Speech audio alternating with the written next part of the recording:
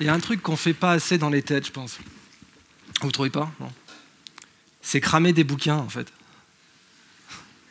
Je suis là pour ça. Non, vous avez déjà vu un TED où on brûle des livres ou pas? Eh ben voilà. Ça s'appelle du dépucelage. Bon, il y a des détecteurs de fumée et tout, donc on va y aller un peu à la sadique. Concrètement, j'ai 2 bouquins. Il y a un bouquin, il a été écrit par un Belge. Il y a un bouquin, c'est moi qui l'ai écrit. Comme je suis un faux cul, vous savez lequel je vais brûler. Hein. Vous savez ce qu'on dit, c'est les meilleurs qui partent en premier. Alors,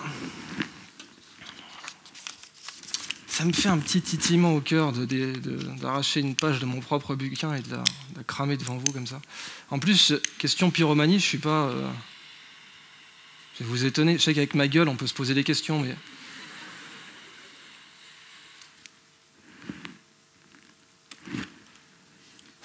Ah ouais, ça part vite en vrille, hein. On va arrêter pour éviter qu'il y ait tout qui... Une page, bon. L'expérience s'arrête là, parce que si je crame le bouquin, en fait, là, vous sortez tous, concrètement. Bon, ce que je suis en train de faire, là, c'est ce qu'on fait à la nature tous les jours. Hein. C'est-à-dire, là, j'ai arraché une page, j'ai cramé un tout petit peu des lettres. Bon. La nature, c'est une bibliothèque. La nature, c'est une bibliothèque. Chaque espèce est un livre. Et quand on détruit une espèce, c'est un livre qu'on détruit.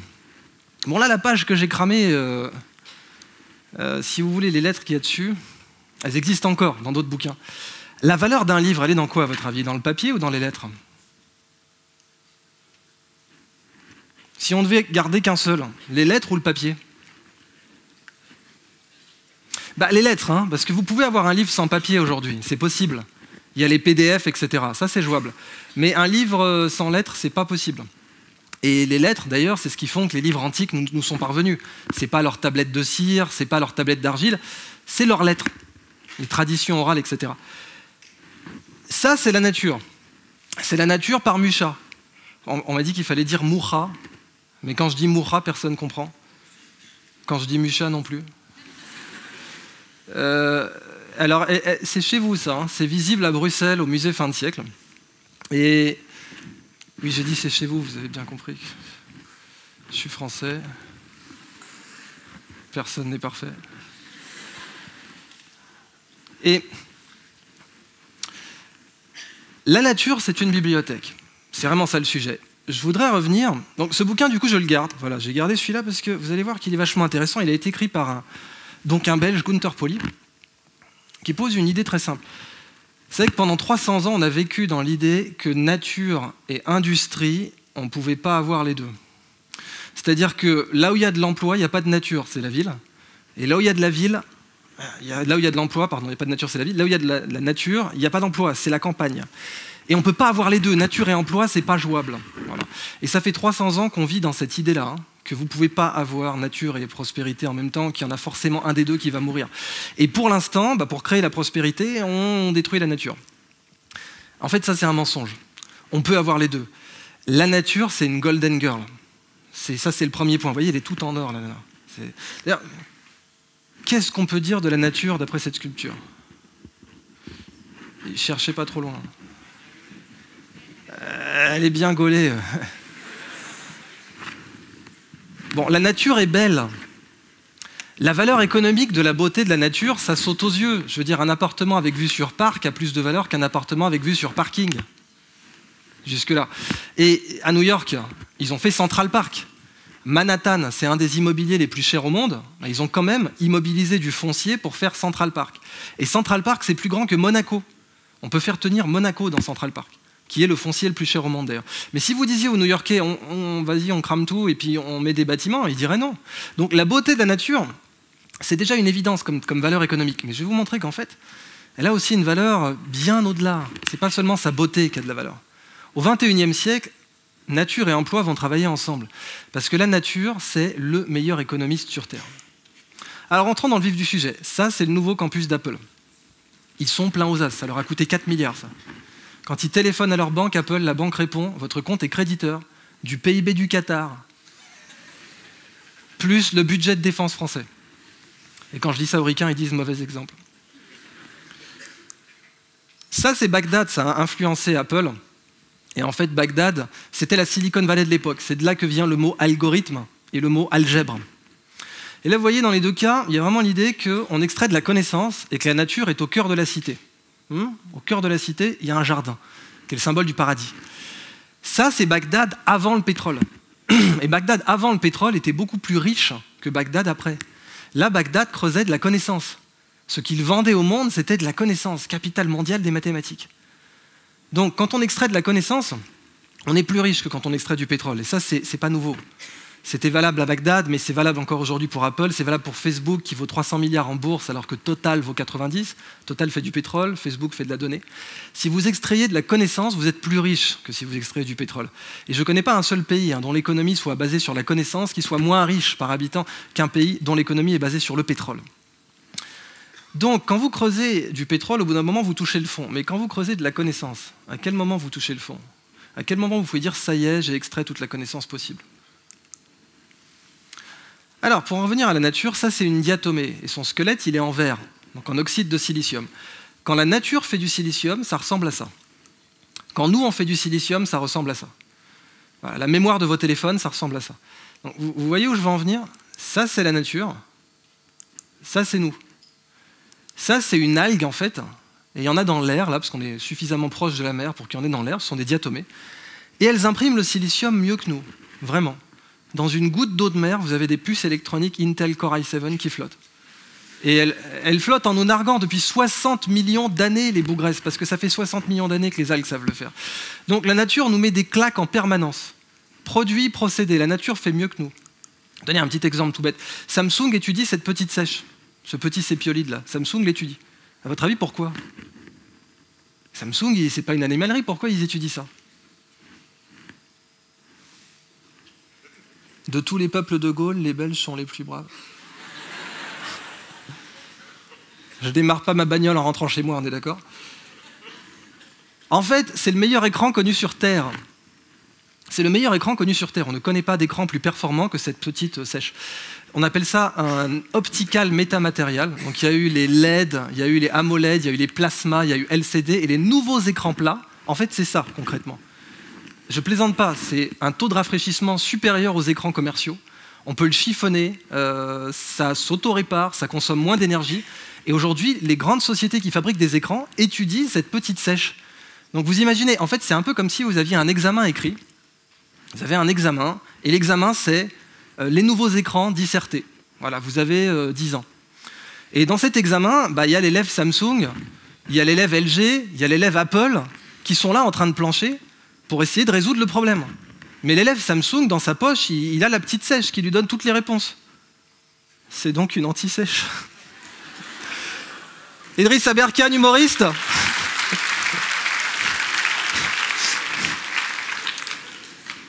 Mariage, première communion, bar mitzvah.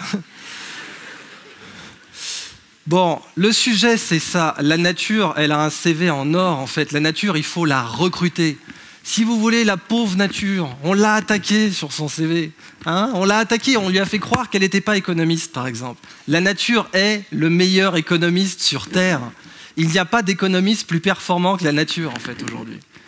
C'est elle qui sait créer de la richesse. Et si on crée de la richesse comme elle, on va être encore plus riche. Sauf qu'on ne va pas la détruire. Continuons un peu la visite. Je vous ai dit, la nature est une bibliothèque. Chaque organisme est un livre. Et dans le livre, eh bien, vous avez des paragraphes avec des solutions techniques, des croquis d'architectes, ce que vous voulez. Un petit exemple tout bête. Quand je vous ai dit qu'on va faire le CV de la nature, je vais vous montrer les prix qu'elle a gagnés déjà. Ça, c'est un petit champignon, on l'appelle l'Internet de la forêt. Il connecte les arbres entre eux, il prend les déchets d'un arbre, il les donne à un autre arbre sous forme de nutriments, et il se sert au passage, donc il a un business model qui marche. Et ce champignon, il est capable comme ça de connecter plein d'arbres entre eux. Eh bien, il y a un chercheur à Oxford qui s'appelle Mark Fricker qui a voulu le tester pour voir un peu comment il distribuait les choses. Alors, il prend une boîte de pétri et il met le champignon à Londres, sur cette carte du Royaume-Uni. Donc il met le champignon à Londres et il met des morceaux, des flocons d'avoine sur les grandes villes pour voir comment le champignon va aller les chercher. Et il revient 48 heures plus tard et il a une carte du réseau ferré britannique, meilleure que la carte existante. Donc, la carte existante, 150 ans, des générations d'ingénieurs, 48 heures pour un champignon.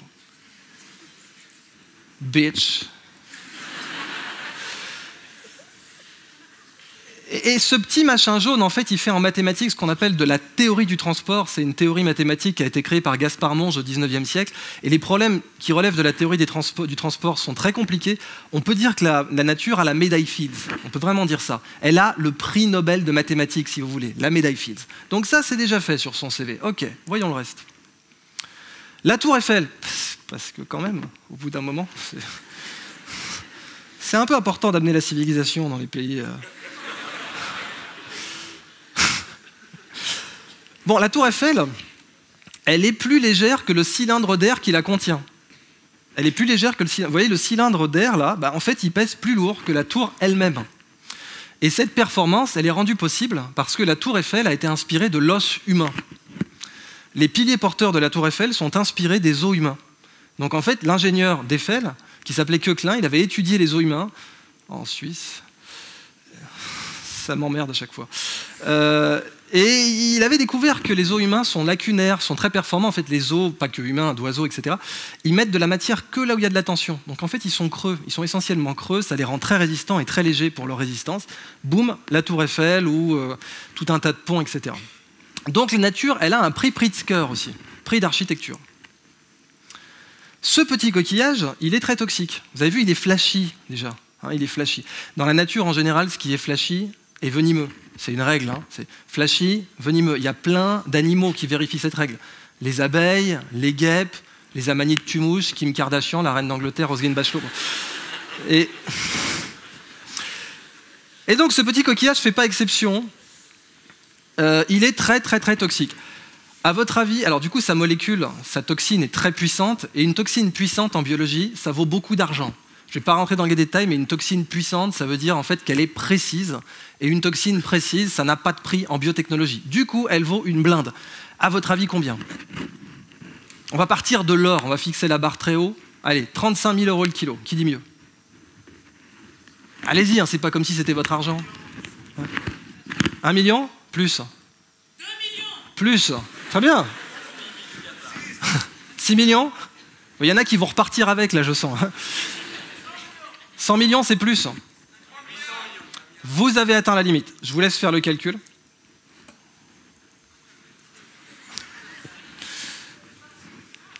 « 800 millions de dollars le kilo. L'or et le platine, c'est du terreau de jardin, en comparaison. » Non mais vous rigolez, mais c'est même pas une vanne, en fait. C'est-à-dire que si vous vous amusez à calculer le nombre de sacs de terreau à géranium que vous pouvez acheter avec un lingot d'or, oui, j'ai calculé ce chiffre. Ma vie, c'est de la merde. Eh bien, vous verrez que c'est le même nombre de lingots d'or que vous pouvez acheter avec 1 kilo de muconotoxine. Ce coquillage, qui peut vous produire parfois jusqu'à 1 mg par mois, eh bien, il est vendu sur les marchés 3 $ comme souvenir.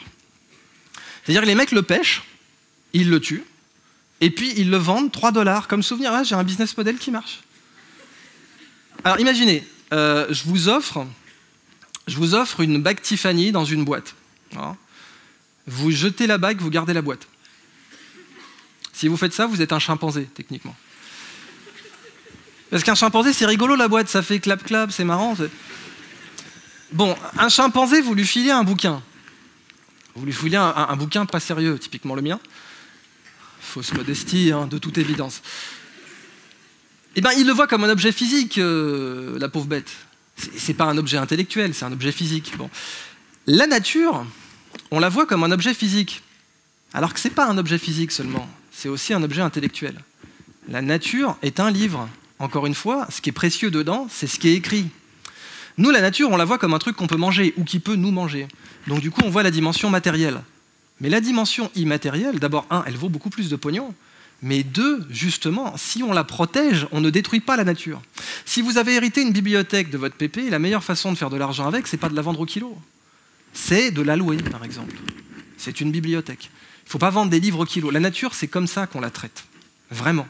C'est-à-dire, vous avez hérité, encore une fois, de 15 étagères avec des bouquins dessus, et vous dites, super, je vais pouvoir devenir marchand d'étagères. C'est ce qu'on fait avec la nature. Hein.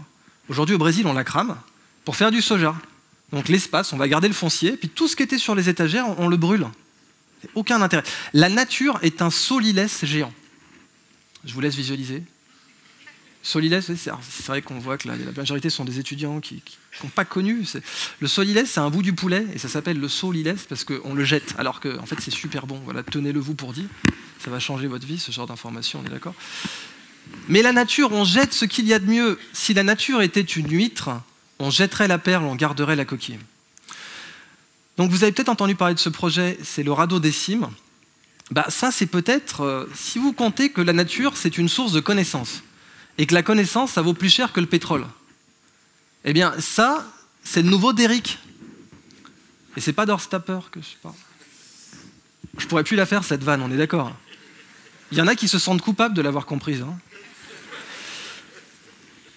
Il ne faut pas faire jaillir la matière de la nature, il faut faire jaillir la connaissance. La conclusion de tout ça, parce que la nature, on a vu donc, médaille Fields, prix Pritzker, prix Nobel de chimie, là, avec sa petite toxine. En fait, ce que dit ce monsieur qui a écrit ce bouquin, c'est que la nature aussi, c'est le meilleur manager, c'est le meilleur économiste. Si on faisait comme la nature, il n'y aurait pas de déchets. Parce que dans la nature, il n'y a pas de déchets. Quand les feuilles tombent des arbres, on n'organise pas de système de ramassage et on ne subventionne pas les vers de terre. Donc concrètement, la nature, elle arrive à travailler sans déchets. Ce que dit ce monsieur, c'est déchets plus connaissance égale richesse, égale emploi. Mettons ça en pratique. Le café. En fait, quand on boit une tasse de café, on n'utilise que 0,2% de la biomasse. C'est débile. Le reste est jeté, il pourrit, il fermente, fait du gaz qu'on ne récupère pas. Enfin, c'est pas efficace. En fait, on peut cultiver des champignons sur le café. C'est le meilleur champi-compost au monde, le marc de café. Donc cette jeune fille a créé une marque de café consigné. Donc le marc est rendu disponible. Par exemple, à Rotterdam, ils ont réaménagé une ancienne piscine en champignonnière. Donc ils prennent le marc de café, puis ils font shiitake, maïetake, ganoderma, pleurote, puis on est à Rotterdam, champignons magiques aussi. Avec le marc de café, vous pouvez faire un textile qui tue les odeurs, parce que le café, ça tue les odeurs. Donc ce monsieur qui a créé la marque Escafé, eh bien, il a un textile désodorisant qui vend à des marques de sport, mais évidemment, le mieux, c'est en lingerie. C'est là qu'on marche le plus. Je vous présente la marque Sorella. J'adore leur slogan. « T'as pris ton café aujourd'hui ?» Elle vous fait pas rire, cette blague. Hein. Ça, les blagues macho, tout de suite. Hein. Avec le marc de café, on peut faire un matériau aussi. Une sorte de polystyrène. Je vous présente Eben Bayer et Gavin McIntyre, qui ont fait un TEDx d'ailleurs. Et ils l'ont fait sur comment ils arrivent à faire ce biopolystyrène à base de marc de café. Et pas que, enfin, ils font pousser des champignons dessus, en fait, concrètement. Donc ils font pousser des champignons qui envahissent le moule. Vous voyez le moule derrière eux, là, envahi, tac, et ça fait ce biopolystyrène. Complètement biodégradable. Alors, en résumé, voilà, la nature, elle est belle et intelligente. Elle a prix Nobel de physique, de chimie, de médecine, d'économie, de la paix, prix Pritzker, médaille Fields, ce que vous voulez. Elle a un MBA. C'est ce que dit Gunther Pauli, un Master of Brilliant Adaptation. Et il faut qu'on change la façon dont on la voit. Parce que pour l'instant, on la maltraite. Mais il est clair que si l'humanité divorce de la nature, elle ne pourra pas retourner habiter chez ses parents. C'est aussi simple que ça. C'est-à-dire que, ou bien on soigne notre mariage avec elle, ou bien c'est nous qui crevons. Comment nous, les humains, on s'est appelés en tant qu'espèce? C'est quoi notre nom d'espèce? Homo sapiens sapiens. Il n'y a plus d'excuses, là. On s'est auto-baptisé l'homme sage, sage. Il y a eu Sapiens néanderthalensis, qui a enterré ses morts, qui avait une boîte crânienne supérieure à la nôtre, 1,8 litres, nous c'est 1,3. Mais nous, on s'est auto-baptisé, modestement, Homo sapiens, sapiens. Je gère N6. Quoi. Alors, la question, c'est ça. Quel Homo sapiens on est? Est-ce qu'on est Homo sapiens material N6? Non, on a décidé de ne pas s'appeler comme ça. Ou est-ce qu'on est Homo sapiens sapiens pour de vrai?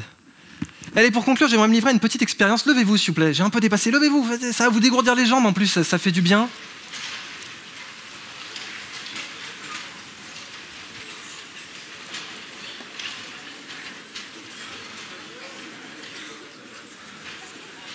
Ça, vous êtes tous levés?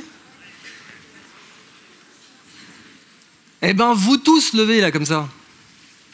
Vous tous levez bien en rang. Est-ce que vous savez ce que c'est? C'est la façon la plus fourbe d'avoir une standing ovation, bien sûr.